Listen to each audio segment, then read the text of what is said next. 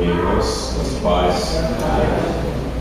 Louvado seja o nome do Senhor Jesus. Amém? Você pode abrir a sua Bíblia em Romanos, no capítulo 8.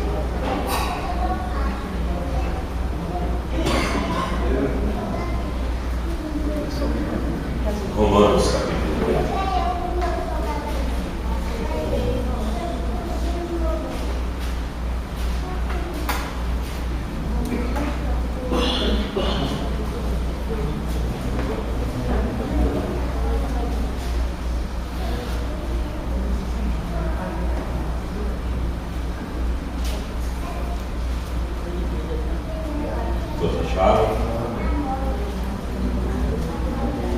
Versículo 31 e 32. Que diremos, pois, à vista destas coisas? Se Deus é por nós, quem será contra nós? Aquele que não poupou ao seu próprio filho, antes, por todos nós, o entregou. Porventura, não nos dará graciosamente com ele todas as coisas? Pai, estamos diante da Tua palavra nessa manhã. Nós precisamos encarecidamente da Tua graça, da Tua misericórdia, do Teu Espírito Santo, inspirando-nos a ouvir Tua voz. Fala ao coração da Tua igreja, Senhor. Edifica-os na Tua palavra. A verdade é a Tua palavra, Senhor. Nós necessitamos de Ti, Senhor. Nós não posso ir sem a Tua graça, Senhor. Nos ajuda a compreender, a receber, a discernir o mistério que já foi revelado. Jesus, na Tua palavra. Amém. Meu amado irmão e irmã, eu não sei como você está nesta manhã. E não é uma pergunta de praxe. Mas há alguns meses o Senhor me deu essa palavra. Essa palavra, ela tem trazido um norte para a minha vida emocional, para a minha vida espiritual. Como nós muitas vezes lemos, é um capítulo tão rico, com grandes verdades, que nos traz uma coisa que eu acho que está em falta: segurança. Sermos seguros em Cristo, estarmos seguros. Um tempo onde a ansiedade, as preocupações, a depressão, ela aflige, ela toma conta de forma devastadora a vida dos santos, fazendo com que as pessoas vivam uma vida subjugadas pelas emoções distorcidas e assoladas. Mas Jesus disse que a palavra que nos tem dito são espírito e vida. E é desta vida que nós precisamos. O Salmo vai dizer que Ele enviou a Sua palavra e nos sarou, livrando-nos daquilo que nos era mal. E aqui nós vemos Paulo, no versículo 31, fazendo uma pergunta: que diremos, pois, à vista destas coisas? Se Deus é por nós, quem será contra nós? E quando eu estava lendo, meditando, a pergunta de Paulo, nós temos que meditar nesta manhã: que diremos, pois, à vista destas coisas? A pergunta é: que coisas são essas? Que coisas? À vista destas coisas. Que coisas, Paulo? Se a gente pudesse perguntar, Paulo, explica melhor o que você quer dizer. Que diremos, pois, à vista dessas coisas? E ele continua: aquele que não poupou o seu próprio filho, antes por todos nós o entregou, porventura não nos dará graciosamente com ele todas as coisas?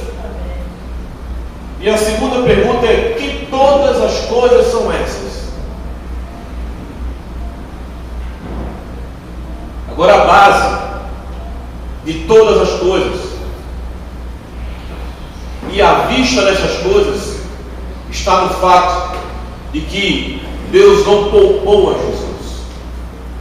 E aquele que não poupou ao seu próprio filho, fazendo enfermar na cruz, matando a Cristo.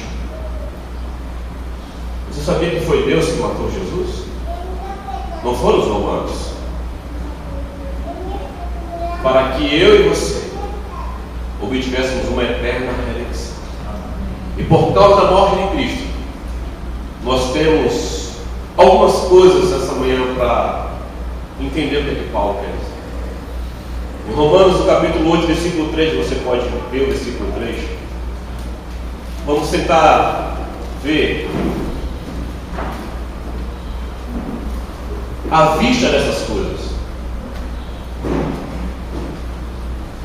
Porquanto o que era impossível à lei, no que estava enferma pela carne, isso fez Deus enviando o seu próprio Filho em semelhança de carne pecaminosa, e no tocante ao pecado, e com efeito Deus condenou na carne o pecado. Se lermos esse texto rápido, nós não vamos compreender. A primeira parte ele fala: porquanto que era impossível a lei. O homem tinha que cumprir a lei, e esse homem não podia cumpri-la. Por quê? Porque o homem, a lei estava enferma pela carne, no que estava enferma pela carne. A lei não conseguia, não tinha o efeito, porque o homem tinha que cumprir a lei em três aspectos: moral, cerimonial e judicial. Eram os três aspectos que a lei foi estabelecida para que o homem a cumprisse. Mas só que esta lei, devido à enfermidade da nossa carne, da corrupção da nossa carne, da queda da nossa carne, essa lei ela não podia fazer o efeito.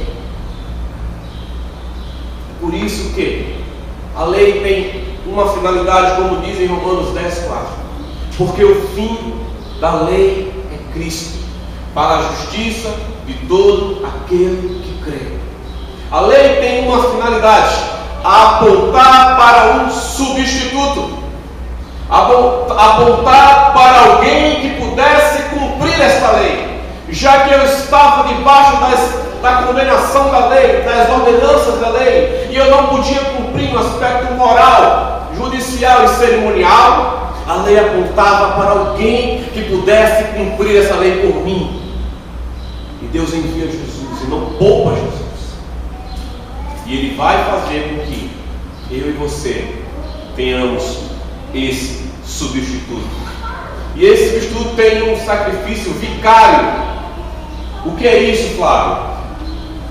A obra de Jesus vicária é uma obra que é feita pelo ofendido. É a expiação vicária. Por quê? Porque Jesus, como ofendido pela lei, Ele faz um sacrifício em benefício do ofensor. Nós que estávamos transgredindo a lei, nós que éramos ofensores da lei, porque a expiação do Velho Testamento era uma expiação pessoal. Eu pecava e eu buscava em Deus o perdão. Então o sumo sacerdote fazia uma expiação pessoal pelo pecado do sumo sacerdote e pelo pecado do povo. Mas Jesus não, Ele faz uma expiação vicária. Ele, como ofensor, sem precisar, Ele se coloca, como diz em Gálatas: maldito todo aquele que for pendurado no madeiro. Porquanto que era impossível a lei, visto que estava em perda pela carne, isso fez Deus enviando o seu próprio Filho em semelhança de carne pecaminosa, e no tocante ao pecado, com efeito condenou na carne o pecado. Na carne de Jesus, Deus condena o meu e o teu pecado. Abra sua Bíblia em Gálatas, capítulo 3, por gentileza. Gálatas, capítulo 3.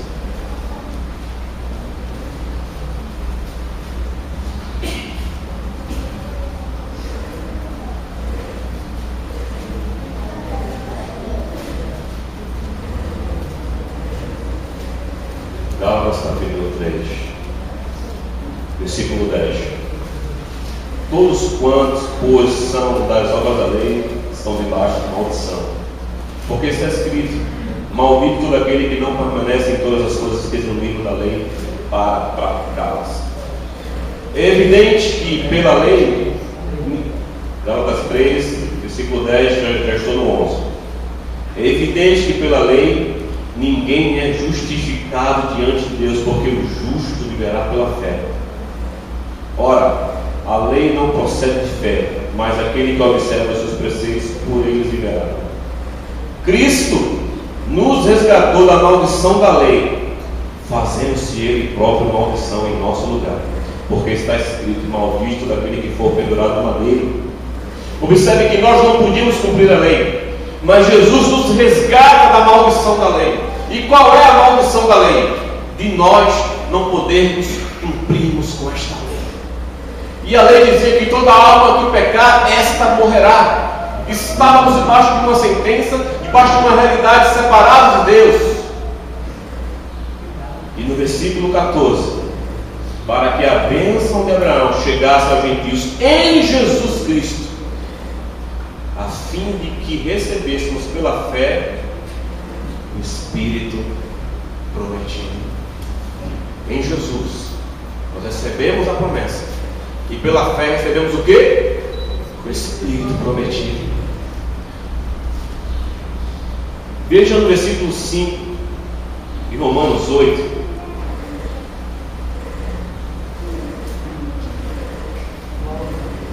Vamos observar as coisas que Paulo está querendo dizer.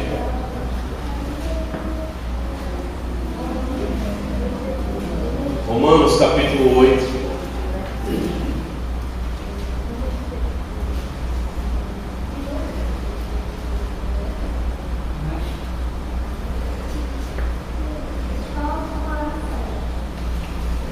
Porque os que se inclinam para a carne cogitam das coisas da carne, mas os que se inclinam para o Espírito, das coisas do Espírito.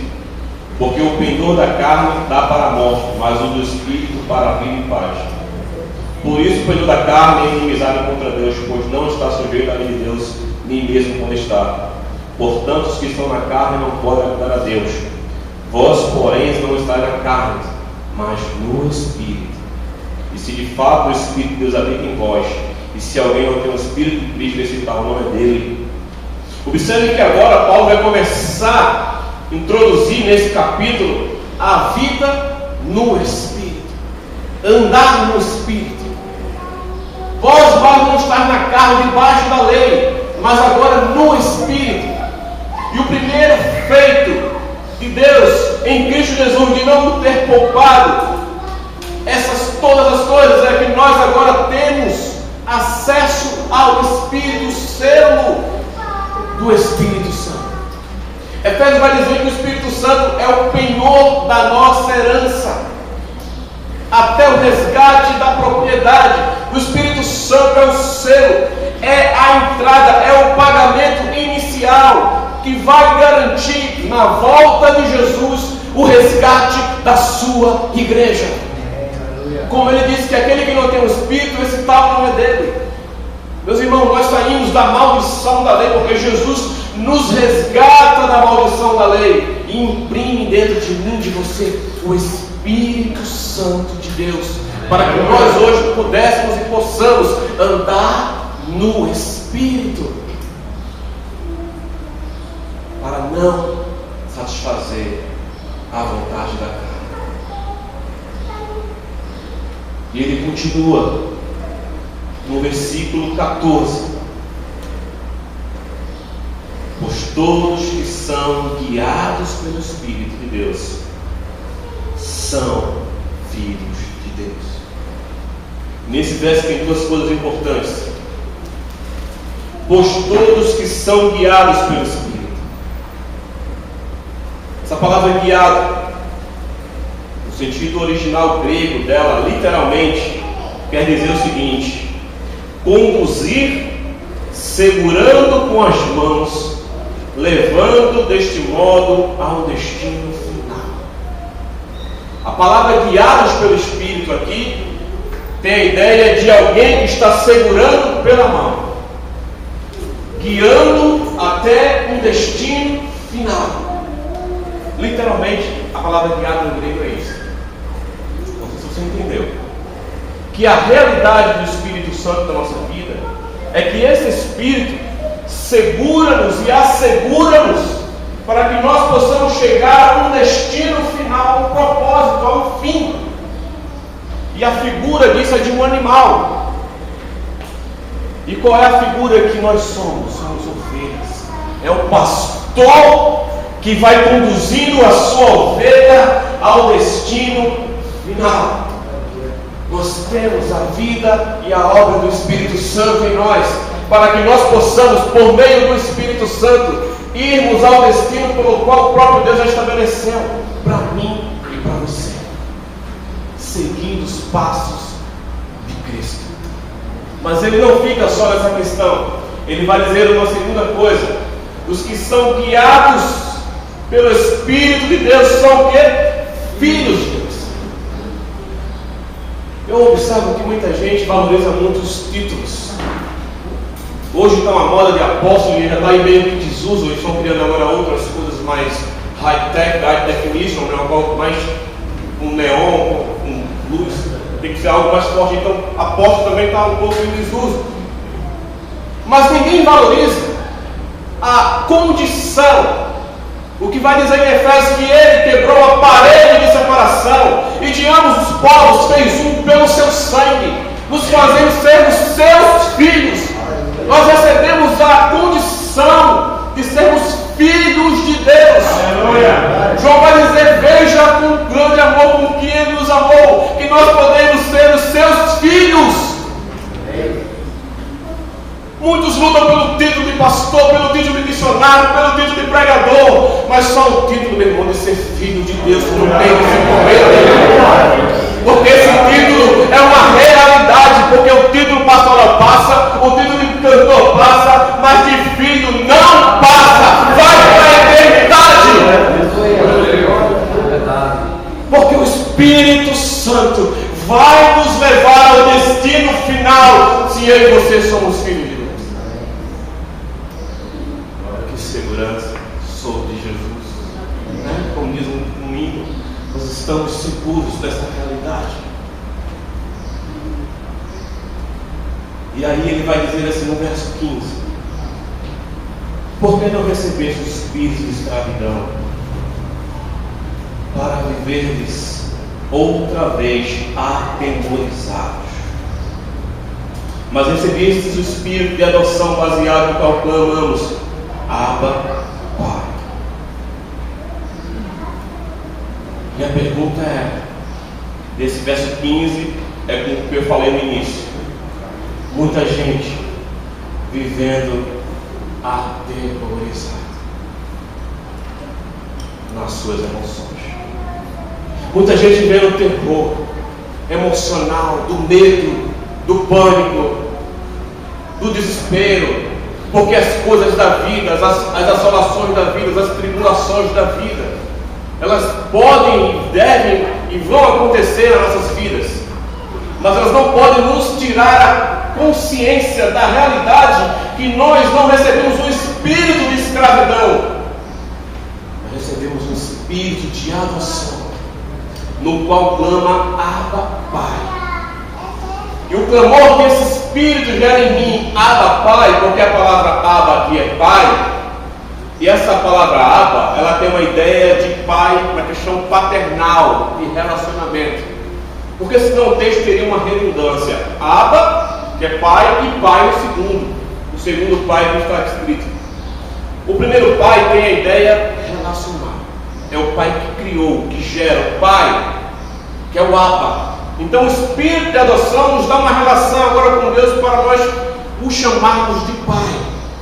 O segundo pai nesse texto tem a ideia do Criador, os pais que criou, que gerou, que fez, Deus da criação.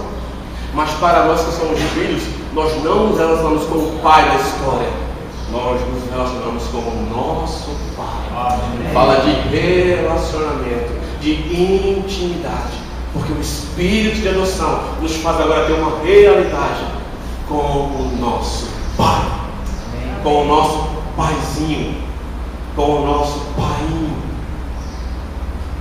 Perceba, meu irmão, que nós saímos, como vai dizer em Efésios no capítulo 2, Ele vos deu vida, estando vós mortos em vossos delitos e pecados, nos quais andaste segundo o príncipe desse mundo, segundo o príncipe da potestade do ar, fazendo a vontade da carne e dos pensamentos.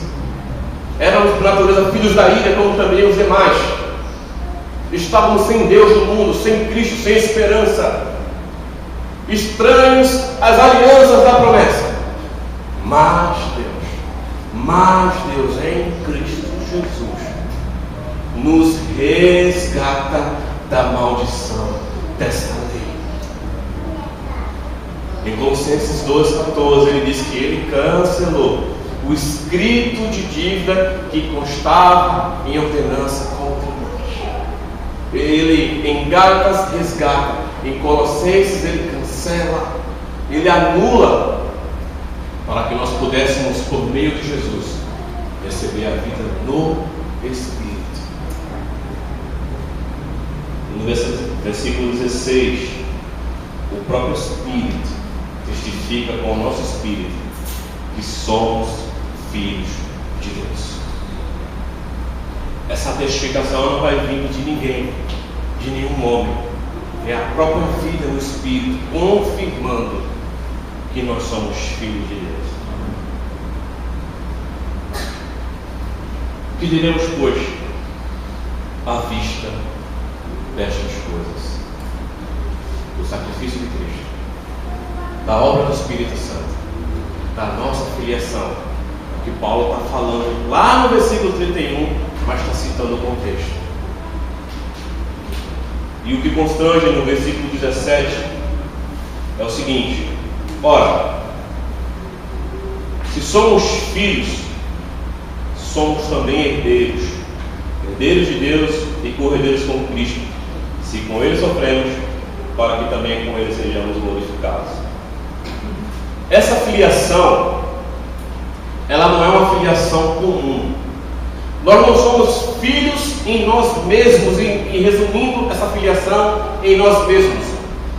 Essa filiação, ela tem um padrão, ela tem uma exigência, essa filiação. Ela evoca consigo o que está em Romanos, no versículo 28 do capítulo 8 e 29. Sabemos que todas as coisas cooperam para o bem daqueles que amam a Deus, daqueles que são chamados segundo o seu propósito.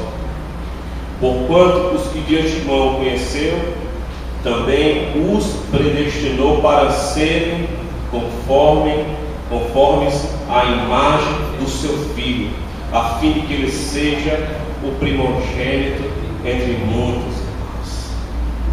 Somos filhos para sermos conformados à imagem de Cristo, e com isso Jesus será o nosso primogênito, o primogênito de Deus. A nossa filiação não é com um fim em nós mesmos, mas essa filiação tem como padrão o próprio Jesus. Isso é tão sério que nesse versículo 17 que nós lemos, ele vai dizer que nós somos filhos, somos também herdeiros de Deus. E aqui é interessante, meus irmãos. Como filhos de Deus, nós somos herdeiros de Deus. Nós temos direitos conquistados por Jesus a heranças que Deus constituiu para nós, como esta de ser filho de Deus, como sermos selados pelo Espírito Santo, como sermos justificados pelo seu sangue. E essas são as heranças, as conquistas que, como filhos, nós herdamos por Deus, por meio de Deus em Cristo. Agora tem um detalhe aqui que é bem constrangedor. Até aí tudo bem, e se o texto parasse aqui, nós já estamos muito gratos pela obra do Senhor. Mas ele fala assim: somos herdeiros de Deus e co-herdeiros com Cristo. Aqui, o que constrange é que as bênçãos que eram restritivamente a Cristo, pelo seu feito de ter vencido na cruz, aquilo que Deus tinha apenas compartilhado para Jesus, que é a igreja, que é a glorificação, o Cristo vai cooperar, vai repartir comigo e com você. Herdeiros de Deus e co-herdeiros com Cristo, na união com Jesus. As bênçãos restritivas a Cristo são compartilhadas com a igreja. Já pensou nisso? Juntamente com Cristo. Não sei se você está entendendo a mensagem. Herdeiro de Deus é herdar as bênçãos que o Senhor tinha para nós como promessa de Cristo. E com herdeiros com Cristo é herdar as promessas que só pertenciam a Cristo. E Ele libera para a igreja. Uma delas, o céu. Assentar a Cristo com Cristo nas regiões celestiais. Nós não temos direito a isso. Mas Cristo consegue isso e reparte comigo e com você. Obrigado. Aonde Ele estiver, nós estaremos. A vida com Cristo é uma vida muito impactante se nós abrirmos nossos olhos para entendermos que com Cristo nós temos, por meio dele, acesso a obras que nós, por isso que Paulo vai dizer que não chegou ao coração do homem o que o Senhor tem preparado para aqueles que neles esperam. Não desceu a nossa consciência ainda a obra triunfante e gloriosa que nós viveremos juntamente com Jesus. Nós vamos reinar, o reino de Deus vai ser juntamente com Cristo. Nós estamos unidos a Cristo, nós estamos presos a Cristo. Esse texto ele começa com um versículo: nenhuma condenação há para os que estão em Cristo Jesus. Nenhuma condenação. Observe a palavra nenhuma. Nenhuma é nenhuma. Nenhuma é nenhuma. Nenhuma condenação há para os que estão em Cristo Jesus. E o último versículo, que é o 39, ele termina: nada nos separa do amor de Deus que está em Jesus Cristo. Ele começa, olha, nenhuma e nada. É como se fosse uma corda, ele vai dar um nó. E esse nó tem duas pontas, a ponta nenhuma e a ponta nada. E ele fecha isso, porque nada e nenhuma, porque o Espírito Santo está nos levando, não para um lugar, mas para uma pessoa. O Espírito Santo não vai mudar para lugar nenhum. O ministério e a obra do Espírito Santo é nos conformar à imagem de Jesus. O Espírito Santo nos leva para Jesus, porque nele reside toda a plenitude da divindade, porque Ele é a exata expressão do seu ser, porque Deus o exaltou acima de todo nome, e um dia todo joelho vai se dobrar, e toda língua vai confessar que Ele é Jesus o Senhor. Por isso, meus irmãos,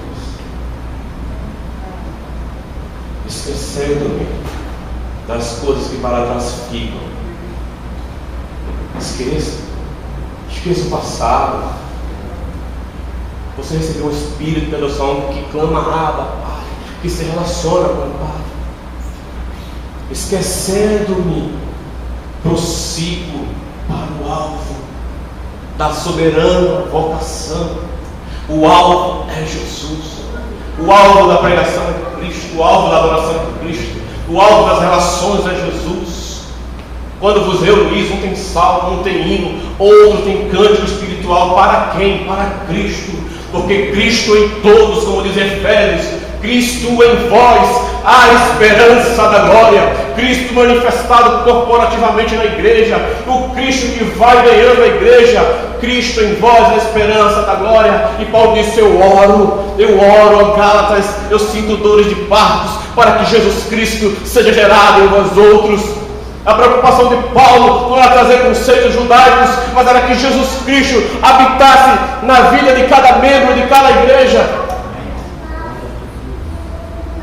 Quando Paulo chega em Corinto, havia adultério, havia um filho tendo relações com a sua madrasta, havia divisão na igreja, havia um monte de problemas. Eles chegaram para Paulo em 1 Coríntios: Paulo, calma, nada propulsamente vai.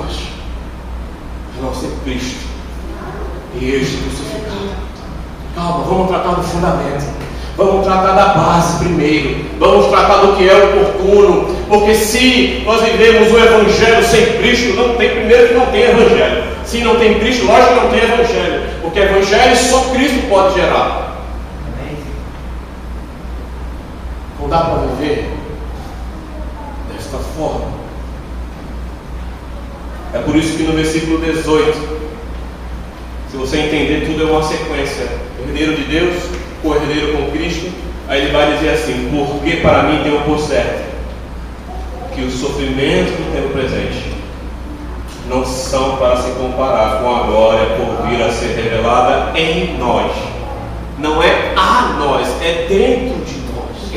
É a glória que vai ser revelada em nós. É a vida esperançosa, é a vida confiante, é a vida exultante, é a vida jubilosa, confiante na certeza de que nós estamos caminhando pelo Espírito Santo, como filhos de Deus, numa relação com o Abba. Nós estamos caminhando para o alvo, nós estamos caminhando para Jesus. Mas eu vejo algumas pessoas falando: eu quero ir para o céu, porque no céu tem ruas de ouro, tem mar de cristal, eu quero a minha coroa vai ter 20 pedras. Nenhuma coroa, nenhuma rua de ouro, mar de cristal será maior do que o próprio Jesus.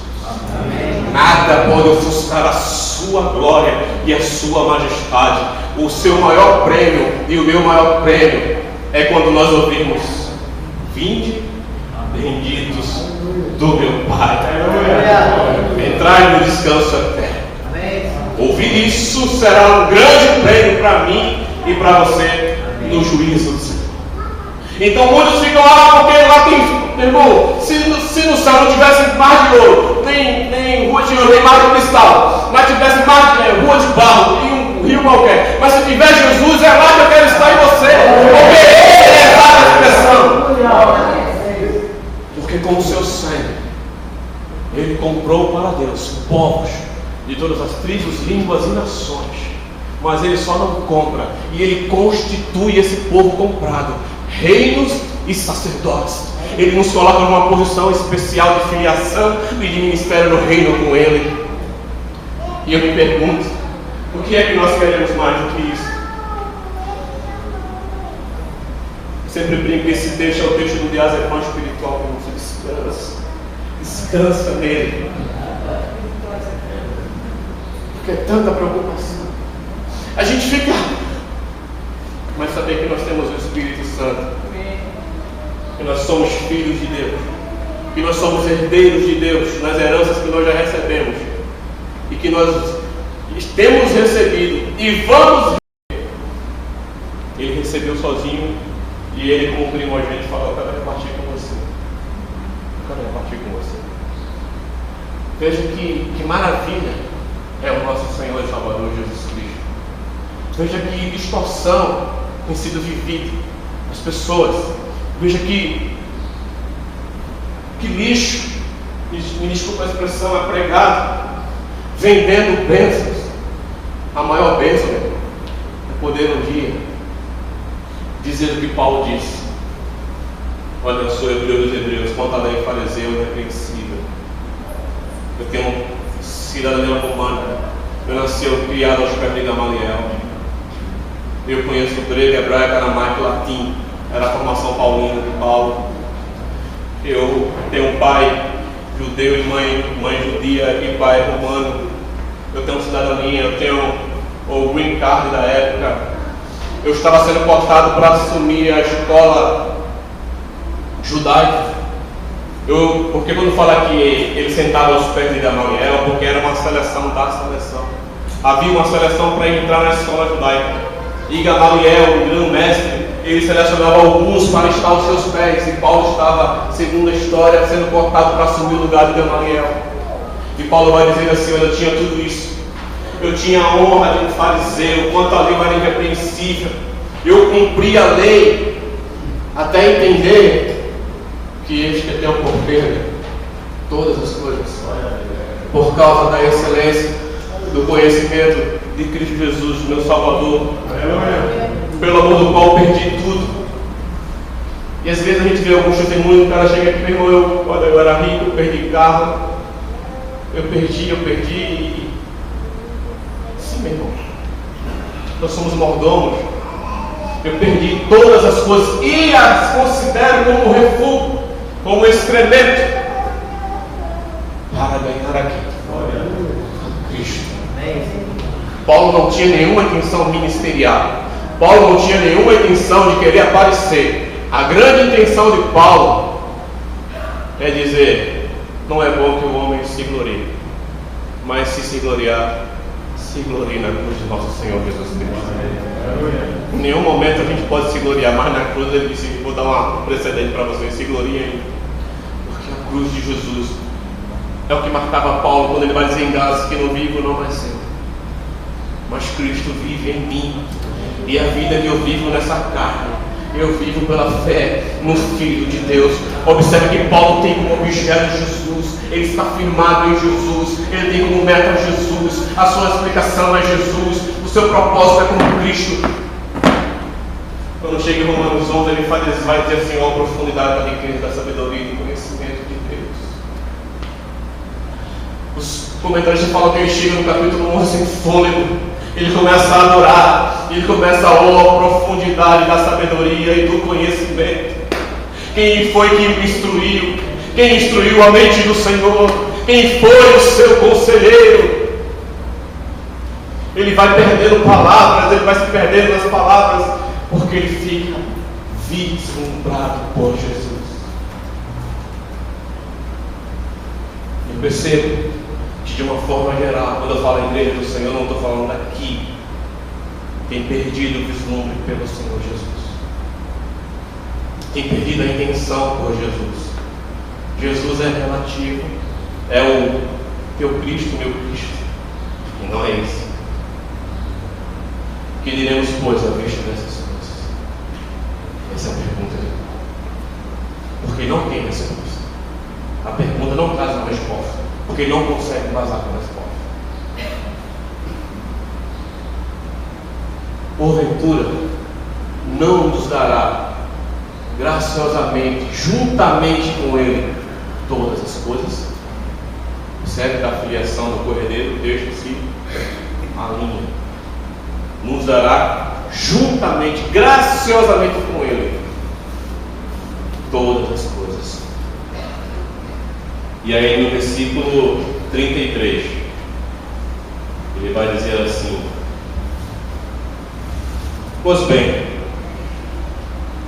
quem tentará acusação contra os eleitos de Deus? É Deus quem nos justifica. Paulo vai usar aqui uma linguagem jurídica. Lembra que eu falei que a lei tinha 3 aspectos: jurídico, judicial e moral? Aqui ele está falando de um aspecto jurídico da lei. Ele está dizendo que Deus é quem declara eu e você justos. Romanos 5:1 diz assim: justificados, pois, pela fé, temos paz com Deus. Deus chega para mim e para você e diz assim: Alex, eu, Deus, o reto e justo juiz, te declaro justo. É assim que Deus faz. E quando Deus declara a minha vida e a tua vida justificada, porque Ele tem esse poder num filho dele, quem pode revelar isso? Quem te justifica e me justifica é Deus. Eu declaro você justo. Eu assino com o sangue do meu filho a tua justificação. E isso deve nos trazer uma paz interior profunda. É por isso que a gente vê Paulo sofrendo chibatadas e cantando. É por isso que a gente vê Paulo levando picada de serpente e orando. É por isso que a gente vê Paulo dizendo: eu sei que cadeias me esperam, eu sei que vou ser perseguido, não vai, mas eu vou. Porque ele confiava no seu Cristo. Amém. E quando Paulo chama para ser piloto em Timóteo, ele dá uma declaração que para mim é uma das mais clássicas da Bíblia. Ele diz: olha, eu sei que eu estou sendo entregue como oferta de libação. E já nessa declaração ele está se humilhando. Veja como Jesus era potente na vida de Paulo. A oferta de libação era a oferta de vinho, de sangue, que era derramada sobre a oferta principal. Tinha a oferta principal, que era um animal que era oferecido a Deus, e a libação era para vir sobre a oferta, para que tivesse um cheiro agradável às narinas do Senhor. Ele está dizendo assim: eu sou a oferta de libação, porque eu estou sobre a grande oferta, que é Jesus Cristo. Lendo assim devagar, a gente começa a perceber a humilhação desse homem. Eu não sou a oferta, eu sou uma oferta de libação, porque eu já estou sobre o meu Senhor. É como Pedro disse, como diz a história da tradição: me mata de cabeça para baixo, porque como o meu Senhor, não sou digno de morrer. Homens que eram constrangidos e negaram as suas vidas, porque eram contagiados pelo fascínio da glória de Jesus Cristo. E essa glória tem sido vilipendiada por homens que entram sorrateiramente e destruíram a vida de muitos santos, negando o Evangelho de Jesus Cristo. Nós precisamos voltar ao Evangelho, nós precisamos voltar ao fascínio pelo nosso Senhor e Salvador, porque o impacto vai acontecer nos nossos filhos, nas nossas famílias, na nossa sociedade. Quando Jesus for o alvo das nossas vidas, a meta da nossa respiração diária, como um dia nós cantamos e ficamos no passado, lembrando da comunidade, do tempo que nós adorávamos, e hoje, o que acontece? Paramos. Jesus parou? Não. Nós paramos. E Paulo vai dizer: estou sendo entregue a uma oferta de libação, vou morrer. Senhor, tenho o meu bom depósito, e o meu Deus me livrará de toda obra maligna e me levará salvo para o seu reino celestial. Que confiança! Quando Paulo foi decapitado, possivelmente Paulo estava muito tranquilo. Um homem que declara isso: medo da morte. Ele sabia que ele tinha um espírito que clamava a Pai. Ele sabia que ele era filho de Deus. Ele sabia que ele tinha herança juntamente com Cristo. Que é isso que ele está fazendo para a igreja de Romanos. Então, Nero, que era o governador que matou Paulo, pode arrancar minha cabeça, que daqui a pouco eu vou estar juntamente unido a Jesus Cristo. Por isso que nenhuma condenação há, e nada nos separa. Amém. Quem os condenará? É Cristo Jesus que morreu, antes quem ressuscitou, o qual está à direita de Deus, também intercede por nós. Quem nos separará do amor de Cristo? Será a tribulação, angústia, ou perseguição, ou fome, ou nudez, ou perigo, ou espada? Como está escrito: por amor de ti somos entregues à morte o dia todo, fomos considerados como ovelhas para o matadouro. Ele vai dizer no versículo 37: em todas essas coisas, porém, somos mais que vencedores, por meio daquele que nos amou. Porque eu estou bem certo de que nem a morte. Ele coloca a morte, observe que nessa lista aqui do 37, a morte é o grau máximo, né, do sofrimento, da desilusão, da desesperança, né? Morte, ninguém vai fugir dela. Mas ele fala que ela também não é motivo de trazer receio, nem medo, nem pavor. É a primeira da lista dele. E também ele fala que nem a vida, nem as coisas que a gente está vivendo aqui, nem anjos, nem principados, demônios, satanás, esse culto aí, esse besterol que tem, nem coisas do presente, que são as lutas, nem o porvir, nem as coisas futuras que nós não sabemos que nos esperam na frente, nem poderes, nem altura, nem profundidade, nem qualquer outra criatura. Paulo está listando tudo que existe de forma visível e invisível, conhecida e desconhecida, que é compreensível e incompreensível, para dizer que nada das coisas conhecidas e desconhecidas que nós sabemos e não sabemos, vai nos separar. E essa palavra separar grega, ela tem uma ideia de divórcio. Separar aqui é divórcio, é divorciar do casamento. E o texto está dizendo que ele não vai pedir carta de divórcio para mim, para você. Ele não vai pedir divórcio. Ele não vai separar. Porque a gente erra, ou porque a gente não é perfeito. Ele não vai lançar divórcio para mim, para você. É o contexto. Por isso que a lei é cerimonial. Aqui está ligado ao contexto cerimonial da lei, que é o casamento. E ele está dizendo que não vou me separar de você. Jefferson,